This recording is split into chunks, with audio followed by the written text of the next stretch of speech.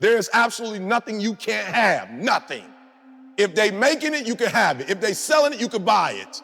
If they build it, you can live in it. If they fly it, you can either sit in it or fly it if you want to. You can have whatever you want, but listen to me very closely. You cannot. I will not come here and lie to you. You cannot, you will not have anything if you're not willing to put in sweat, blood, and tears. If you think you're gonna pay any other fare, you twist it.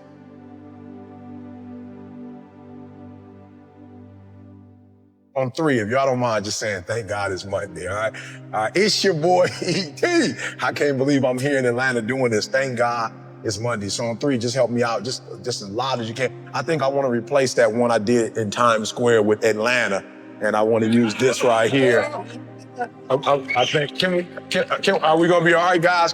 Is it clear enough for us to get this and use this? Dave, we good? All right, so on 3, guys. 1, 2, 3. Thank God it's Monday. All right, that was close.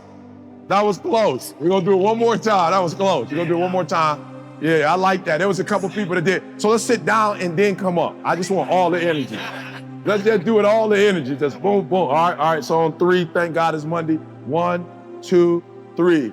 Thank God it's Monday. Yeah, baby. Yeah. All right, so I want to get started. Somebody said, Eric, I know it's Sunday, but thank God it's Monday. Listen to me. I'm not referring to a day when I say thank God it's Monday. It's a concept. We're not talking about a day, right? We're literally talking about, guys, changing the way you think. Everybody who's broke, everybody broke. They're all on this TGIM thing. Broke, right? And thank God it's Friday. Broke, and you broke and you ready to have fun. You broke. Like, how do you have fun when you broke? Like that's an oxymoron. Like, you can't have fun and be broke at the same time. So let's work and let's have fun, because we worked and now we can have some real fun. I was talking to an elderly couple. They were on their way. They were sitting next to me. They were on their way here, and they said to me, we're going on a cruise. And I'm like, that's it. They worked hard. They're going on a cruise. I love it. That's what you do. So there's this dilemma, right? I'm talking about one of my friends, right? I'm trying to help out. I'm really trying to help out, because he's right now, he's not where he wants to be. And so we're talking about it, right? And guys, I don't get stuck often. I got stuck. I was like, whoa, I don't know what to say here. It's crazy, guys. Like, watch this. It's crazy, right? And I hope you're not in this room, right? This is the thank God it's Monday concept. So he's saying, E.T., man, I don't want to work a 9 to 5. I'm like, got it. I'm loving it. Yes.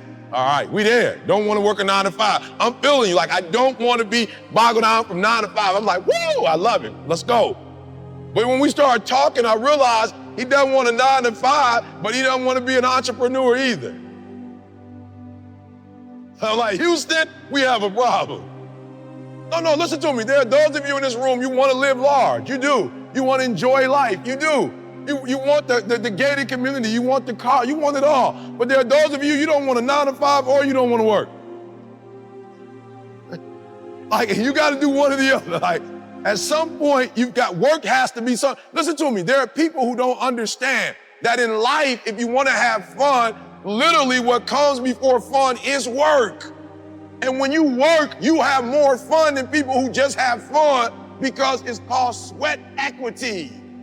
It's called sweat equity. There are just some things that Eric Thomas will not do. Why? I worked too hard to lose it all. It's sweat equity. I put in too much to give this up. I worked too hard to let this go. Sweat equity. So there are some things that I will get that most people will never get, because I worked so hard, I'm not willing not to get up in the morning. I worked too hard. I put in too many years not to have that day happen for me. You don't waste 10 years of your life, 15 years of your life, and do something stupid to lose it all. You don't do that. You don't hit the snooze button when you've already invested all your money. You got all your money in this. You can't walk away if you wanted to. Everything you've ever worked for is in this. That's sweat equity. But when you play your whole life, I was about to the other day. I'm sorry, we're on camera. Be careful how you record this part right here. I can get in a lot of trouble, right? This kid's got on the Kenny Griffin what do they call him? Kenny Griffin Jr.'s. I'm not upset with the shoes, but he was gonna shovel the snow. We live in Detroit. And I watched him, he was going out, he had his coat on. I'm saying, you got on a pair of $170 shoes. He said, but these are the only high tops I have. I'm going to show, I don't have any other. I said, you don't have any other high top? I don't have any other. And we're going back and forth and back and forth. And I stopped. I said, Eric, hold on. You changed your paradigm, Eric. You're out of line. You're at fault here. You're wrong. He's not wrong. You're wrong. You're wrong, Eric, because you bought this kid a $170 pair of shoes that he didn't have to work for, and you think this kid is going to value something that he didn't have to work for? You got the problem. It's your problem that you bought them. Why? Because your mama wouldn't buy them for you when you were young. And now you call yourself, because she wouldn't do it for you, now you want to do it for him. And your mother was right after all. She was right. It wasn't that she didn't want you to have a pair of $170 shoes. What she was teaching you is you can't value it if you didn't work for it.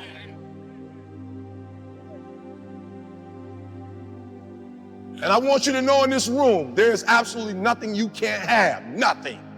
If they making it, you can have it. If they selling it, you can buy it.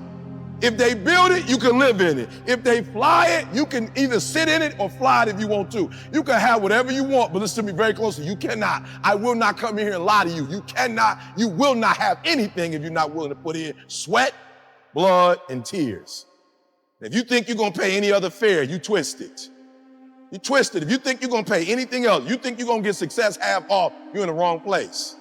It's not going to come for half off. They're not going to give you a discount on it. But I'm going to tell you this. You can't have it. You can't have it if you're willing to work for it. If you're willing to dream it. If you're willing to invest every single second of the day in it. I guarantee you guys there's absolutely no limit. So I'm hurt because I'm looking. I'm like, where's your drive? Where's your bite? He said, you took it from me. You took it from him when you bought him everything he wanted. You took his bite from him. You robbed him. Because your bite came when you were homeless.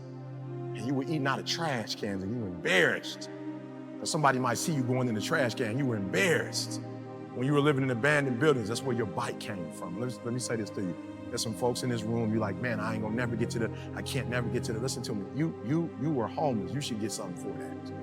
You should turn that in and get you something for that. Like you should just be homeless and that was it. Like that's where the story, turn that in and get something for that. That has value to it. You've been divorced. Somebody just walked away. I love Tina Turner. Tina Turner said, look, just give me you might've missed the movie, right? I don't remember nothing about the movie, just one part. Tina Turner said, you can have everything, just give me my name. You can have everything. Listen to me, some of y'all, he took everything you had. You ain't gonna get nothing for that? You've been through hell twice and you ain't gonna get nothing for that? You just gonna let your life, you gonna end it just like right here? If you're willing to work for it, some of you been on drugs, listen to me, it can't end like that. You've been through too much. You gotta get some redeemable value off of that. You gotta get something from that.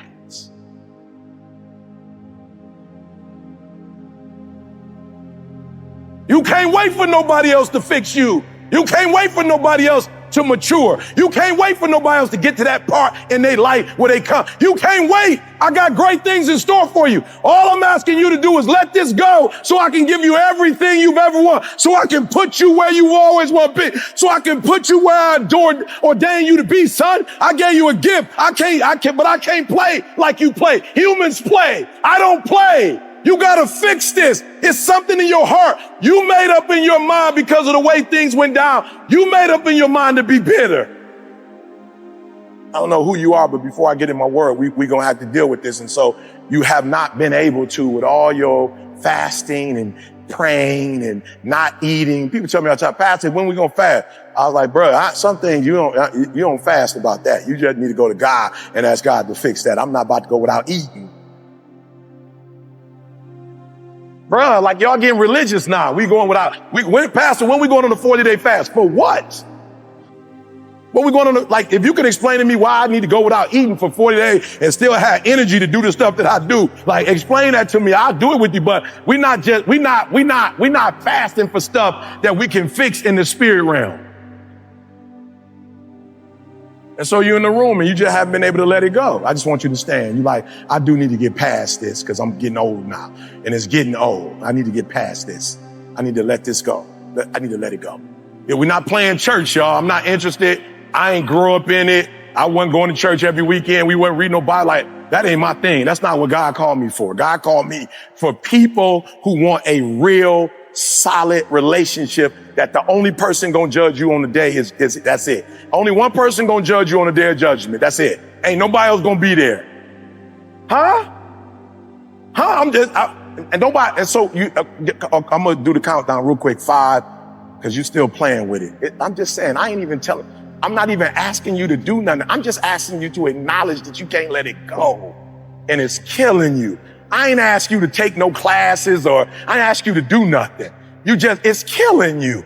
And you wake up to it and you go to sleep to it. And it's killing you. Personally, it's bothering you. 3, God is calling you. You just standing because you want to. We ain't here to have church. Ain't no order. 2, God's calling you. Come on, today is your day. Just get it out your spirit. Get it all out your system so you can move forward. God has great things in store for you. I'm telling you, I've been there. I had to drive that 700 miles to go knock on my father's door to let it go. And I'm saying, God, why I gotta drive? I didn't ask to be here. Why I gotta go drive and knock on my man's door? Why I gotta make it right? I'm not telling you to be fake. You're talking to God. You ain't talking to no other human. This ain't no popularity contest. I don't care what nobody think about you. You got one person to answer to. That's it. And you ain't gotta be fake. You ain't about to break his spirits. You ain't about to break his heart. You ain't about to say nothing to God that's gonna disappoint him. He already knew it was gonna happen before you knew it was gonna happen. You're the one faking and acting like it ain't. I said, God, why I gotta go all the way down here and talk to my man? Why I gotta ask him? Why I gotta make it right? He said, because it's your life and you can't wait for nobody else to make it right. You can't wait for nobody else to fix you. You can't wait for nobody else to mature. You can't wait for nobody else to get to that part in their life where they come. You can't wait. I got great things in store for you. All I'm asking you to do is let this go so I can give you everything you've ever wanted. So I can put you where you always want to be. So I can put you where I ordained you to be, son. I gave you a gift. But I can't play like you play. Humans play. I don't play. You gotta fix this. It's something in your heart. You made up in your mind because of the way things went down. You made up in your mind to be bitter. You had options. You chose bitter. You chose angry. Now you hurting yourself. You done dropped out of school. You living in an abandoned building. Son, you killing yourself. You've allowed this thing to destroy you inside out. I can't let you I need you to go and just take care of it. I'll drive the car, play gospel music, put your windows down, get you a Coke, a caffeine-free Coca-Cola. Do whatever you need to do, but get your butt to that house. God said, between me and you ain't even got to drive down there, but you think you do. So since you think you got to go down there, go down there. Do me a favor. When you leave, don't leave the way you went. When you leave, go home. All my people that know me know, like, yo, he been doing what he was doing, but yo, when he came back from there and he forgave his father, he took off. I'm telling you today, you can't take off because you got that 100-pound weight, that 150-pound weight. And so we're going to do the timer thing. I may not be able to get to my message today, but it ain't about a message. It's about you anyway. So you're ready to let that thing go finally forever, or for whatever the next. And don't play with it. You don't know how much time you got left. Amen. I remember when I used to go to campus, these HBCU campuses, doing like George Floyd. I go on campus, when the stuff, and black kids showing up, they screaming and hollering. They got signs out. They ready to march. We shall overcome. One day I said, boo, come here. What's your GPA? A 1.5. Don't go march. Go to the library. Go to the library. I'm just being real. Go to the library. I said, you can't help us right now. You got a 1.5 GPA. You need to go to the library. Amen. You march. When we march, you march straight to the library. Amen. And you stay in there the whole day. Okay. And then when you see us come out, amen. You guys, if you finish, come with us and go eat. If not, stay in the library. Amen. You can't help us with a 1.5 GPA. You can't help the Lord in the state. We're looking at the bank account of the believers. It's like we don't know God. We got to stop all this talking and we got to start doing, because when we do, people want to follow you when it seems like it's working. Y'all see where I am today, right? So listen, let me tell you why. Because winners have an insatiable appetite to be around winners, right? They are attracted to winners, right? And they are attractive to winners. Are you hearing what I'm saying? And so I like to get around winning environments. Why? Because there are things that you look. You hear what I'm trying to tell you? There are things that you learn. There are things that you see. There are things that you observe. There are things that you notice, and you bring it back to your personal life. And when you bring it back to your personal life, boom, you start to see the habits of the greats, right? You start to understand the habits of the greats. Then you start applying the habits of the greats. Listen to me. Luck is for leprechauns and you ain't green. I'm trying to tell you, winning does not happen. It's not some magic potion. Winning does not happen, like just because you're in a particular environment. No, winning is habits. Winning is what you think, and winning is what you believe, and winning is what you say, and winning is what you do, and winning becomes who you are. Are you hearing what I'm trying to tell you? Now I'm 53, so when I like to run. So here's the deal though. When I get on the treadmill, I got to decide how many miles I'm going to do. I'm 53, bro. When I get on that treadmill, I've never lucked into 8 miles. I ain't never been on a treadmill and just went in the zone and came out 2 hours later like 8 miles. Every time I get on the treadmill, I got to tell myself, all right, today is a 2-miler. I got up this morning at 2:30 because I had to come here at a 6 o'clock flight. So I got up this morning. I was like, all right, E, today you got